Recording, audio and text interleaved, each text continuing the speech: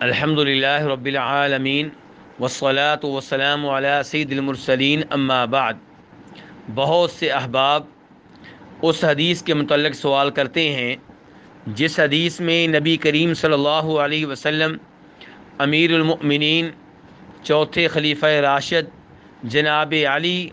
رضی اللہ تعالی عنہ کی شان بیان کرتے ہیں۔ وہ علی جن سے محبت ایمان کی نشانی ہے، جن سے بغض و عداوت منافقت کی نشانی ہے، ان کے بارے میں آپ فرماتے ہیں من کنت مولاہ فعلی مولاہ، جس کا میں مولا ہوں اس کے علی بھی مولا ہیں۔ اس حدیث کو امام ترمذی، امام احمد، امام حاکم اور دیگر ائمہ حدیث نے اپنی اپنی کتب حدیث میں روایت کیا ہے۔ سوال یہ ہے کہ اس حدیث کا درست معنی و مفہوم کیا ہے؟ تو گزارش یہ ہے کہ اس حدیث میں مولا کا معنی یہ ہے کہ وہ جس سے آپ محبت کریں، وہ جس سے آپ تعلق رکھیں، اپنائیت رکھیں، دوستی رکھیں۔ تو من کنت مولاہ فعلی مولاہ کا مطلب یہ ہوا کہ جو مجھ سے محبت کرتا ہے، مجھ سے تعلق رکھتا ہے، مجھ سے دوستی رکھتا ہے، اس کو چاہیے کہ جناب علی سے بھی محبت رکھے، ان سے بھی تعلق رکھے اور ان کو بھی اپنا دوست جانے۔ اس سے یہ پتہ چلا کہ مولا کا معنی یہ ہے کہ وہ جس سے محبت کی جائے، اور یقیناً ہم سب جناب علی سے محبت کرتے ہیں اور ان سے محبت کو ایمان کی نشانی سمجھتے ہیں۔ تو اس لحاظ سے جناب علی ہمارے مولا ہیں، اور اسی لحاظ سے نبی علیہ الصلوۃ والسلام نے جناب علی کے علاوہ دیگر لوگوں کو بھی مولا قرار دیا ہے۔ مثال کے طور پہ مسلم شریف کی حدیث ہے جس میں آپ جناب زید بن حارثہ کے بارے میں کہتے ہیں، ان کو مخاطب کر کے کہتے ہیں انت اخونا و مولانا، کہ آپ ہمارے بھائی ہیں اور ہمارے مولا ہیں، یعنی کہ ہم آپ سے محبت کرتے ہیں، آپ ہمارے دوست ہیں۔ جناب زید بن حارثہ ویسے تو نبی علیہ الصلوۃ والسلام کے اس لحاظ سے بھی مولا ہیں کہ آپ کے آزاد کردہ غلام تھے، لیکن جو حدیث میں آپ کے سامنے رکھ رہا ہوں اس کا سیاق و سباق دیکھا جائے تو پتہ چلے گا کہ یہاں پہ نبی علیہ الصلوۃ والسلام انہیں مزید اعزاز دینا چاہ رہے ہیں، اس لیے آپ فرما رہے ہیں کہ آپ ہمارے بھائی ہیں اور آپ ہمارے مولا ہیں، یعنی کہ دوست ہیں، اور ہم آپ سے محبت کرتے ہیں۔ مسلم شریف کی ایک اور حدیث ہے جسے جناب ابو ایوب انصاری رضی اللہ تعالیٰ عنہ روایت کرتے ہیں، اس میں آپ انصار کے بارے میں، مزینہ کے بارے میں، جوہینہ کے بارے میں، غفار قبیلے کے بارے میں، اشجع کے بارے میں کہتے ہیں کہ یہ سارے کے سارے میرے مولا ہیں، یعنی کہ یہ سارے کے سارے وہ ہیں جن سے میں محبت کرتا ہوں، جن کو میں دوست جانتا ہوں۔ اور پھر آپ کہتے ہیں واللہ ورسولہ مولاہم، کہ اللہ اور اللہ کے رسول ان کے مولا ہیں، یعنی کہ یہ اللہ کے رسول سے محبت کرنے والے اور اللہ کے رسول ان سے محبت کرنے والے ہیں۔ امام احمد روایت کرتے ہیں کہ جناب امیر المؤمنین علی بن ابو طالب رضی اللہ تعالیٰ عنہ کے پاس کچھ انصاری لوگ آئے تو آپ نے پوچھا من القوم، کون لوگ ہو؟ وہ کہنے لگے موالی کا یا امیر المؤمنین، اے امیر المؤمنین ہم آپ کے موالی ہیں۔ اس حدیث اور اس روایت کے سیاق و سباق سے پتہ چلتا ہے کہ وہ کہنا چاہتے ہیں کہ ہم آپ سے محبت کرنے والے ہیں، ہم آپ سے تعلق رکھنے والے ہیں۔ تو خلاصہ کلام یہ ہے کہ مولا کا صحیح معنی اس حدیث میں یہ ہے کہ جناب علی سے محبت کرنے والا، جناب علی سے دوستی اور تعلق رکھنے والا۔ لیکن کئی احباب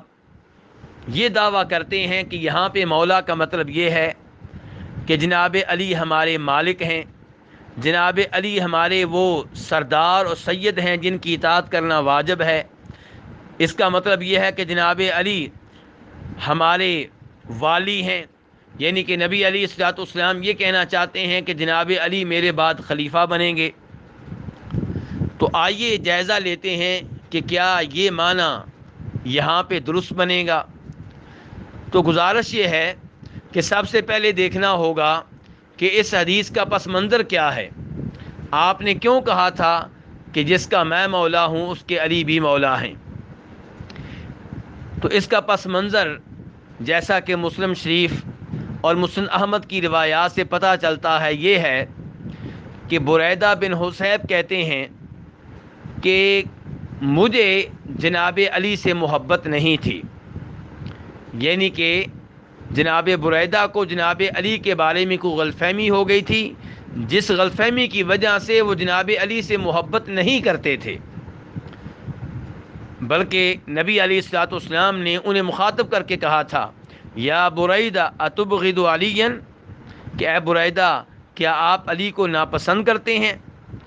جناب بریدہ کہتے ہیں میں نے کہا تھا بالکل میں انہیں ناپسند کرتا ہوں. تو آپ علیہ الصلوۃ والسلام نے فرمایا تھا لا تبغضہ، کہ علی سے محبت رکھو اور انہیں ناپسند نہ کرو. اور مسند احمد کے مطابق یہ ہے کہ آپ نے جناب بریدہ سے کہا تھا من کنت مولاہ فعلی مولاہ، کہ بریدہ جس کا میں مولا ہوں اس کے علی بھی مولا ہیں. یعنی کہ اگر تم مجھ سے محبت کرتے ہو، مجھ سے دوستی رکھتے ہو، مجھ سے تعلق رکھتے ہو، تو تمہیں علی سے بھی محبت کرنا ہوگی، ان سے بھی دوستی کرنا ہوگی، ان سے بھی تعلق رکھنا ہوگا. تو اس پس منظر سے پتہ چل رہا ہے کہ یہاں پہ مولا کا مطلب یہ نہیں ہے کہ جناب علی والی ہیں اور آپ کے بعد خلیفہ بنیں گے، بلکہ نبی علیہ الصلوۃ والسلام جناب بریدہ سے تقاضا کر رہے ہیں کہ ابھی سے جیسے تم مجھے مولا سمجھتے ہو علی کو بھی مولا سمجھو، جیسے مجھ سے محبت کرتے ہو ایسے ہی علی سے بھی محبت کرو. دوسری گزارش یہ ہے کہ نبی علیہ الصلوۃ والسلام ابن ماجہ کی حدیث کے مطابق مزید یہ فرماتے ہیں اللہم والی من والا وعادی من عادا، کہ اے اللہ جو علی سے دوستی رکھے تو اس سے دوستی رکھ، اور جو علی سے دشمنی رکھے تو اس سے دشمنی رکھ. تو ان الفاظ سے بھی پتہ چلا کہ مولا کا مطلب یہ ہے کہ جناب علی سے محبت کرنا، ان سے دوستی رکھنا. اس کے علاوہ ہمیں یہ بات بھی معلوم ہونی چاہیے کہ نبی علیہ الصلوۃ والسلام کے ان الفاظ کا اگر مطلب یہ لیا جائے کہ جناب علی آپ کے بعد خلیفہ ہوں گے، تو نبی علیہ الصلوۃ والسلام تو اس حدیث میں تقاضا یہ کر رہے ہیں کہ آپ مولا ہیں، یعنی کہ نبی علیہ الصلوۃ والسلام کی زندگی میں بھی اور آپ کے فوت ہونے کے بعد بھی، بلکہ جناب علی کے فوت ہونے کے بعد بھی جناب علی مولا ہیں. یعنی کہ جناب علی سے محبت واجب ہے نبی علیہ الصلوۃ والسلام کی زندگی میں بھی، آپ کے فوت ہو جانے کے بعد بھی، اور جناب علی کے فوت ہو جانے کے بعد بھی جناب علی سے محبت واجب ہے. لیکن اگر یہ کہا جائے کہ مولا کا معنی یہ ہے کہ خلیفہ ہوں گے، تو اس کا کیا مطلب ہوگا کہ کیا جناب علی نبی علیہ الصلوۃ والسلام کی زندگی میں ہی خلیفہ تھے، اور کیا آپ کے فوت ہونے کے بعد خلیفہ تھے، اور کیا وہ اپنی فوتگی کے بعد اب خلیفہ نہیں رہے؟ تو اس لیے یہ معنی درست نہیں ہے کہ مولا کا مطلب یہ ہے کہ جناب علی خلیفہ ہے اور والی ہیں. صحیح بات یہ ہے کہ مولا کا مطلب یہ ہے کہ وہ ہمارے محبوب ہیں، ہمارے دوست ہیں، اور یقیناً وہ ہمارے محبوب ہیں، مسلمانوں کے محبوب ہیں، صحابہ کرام کے بھی محبوب ہیں، نبی علیہ السلام کی زندگی میں بھی، آپ کے فوت ہو جانے کے بعد بھی، اور جناب علی محبوب ہیں لوگوں کے خود اپنے فوت ہو جانے کے بعد بھی.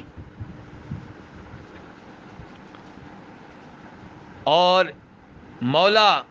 کا یہی وہ استعمال ہے جس کے بارے میں اللہ تعالیٰ فرماتے ہیں فَإِنَّ اللَّهَ وَمَوْلَاهُ وَجِبْرِيلُ وَصَالِحُ الْمُؤْمِنِينَ. اللہ رب العزت سورہ تحریم میں فرماتے ہیں کہ نبی علیہ الصلوۃ والسلام کے اللہ تعالیٰ مولا ہیں، اور جبریل مولا ہیں، اور مومن مولا ہیں.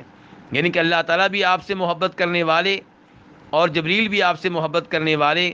اللہ تعالیٰ بھی آپ سے دوستی رکھنے والے، اور جبریل بھی آپ سے دوستی رکھنے والے، اور مومن بھی آپ سے محبت کرنے والے اور آپ سے دوستی رکھنے والے. جہاں تک تعلق ہے مولا کے اس معنی کا جس معنی میں یہ دعویٰ کیا گیا ہے کہ جناب علی مالک ہیں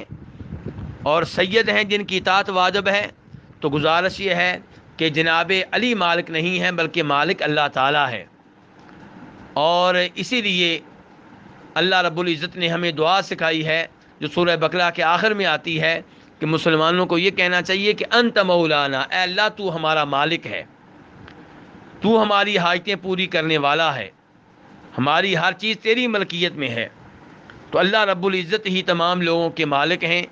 اور جناب علی تمام مسلمانوں کے محبوب ہیں، سب ان سے دوست رکھتے ہیں، اور جو ان سے محبت نہیں کرتا، ان سے بغض و عداوت رکھتا ہے، ان سے نفرت کرتا ہے، وہ منافق ہے، وہ صحیح معنوں میں مسلمان نہیں ہے۔ لیکن یہاں پہ یہ بات بھی معلوم ہونی چاہیے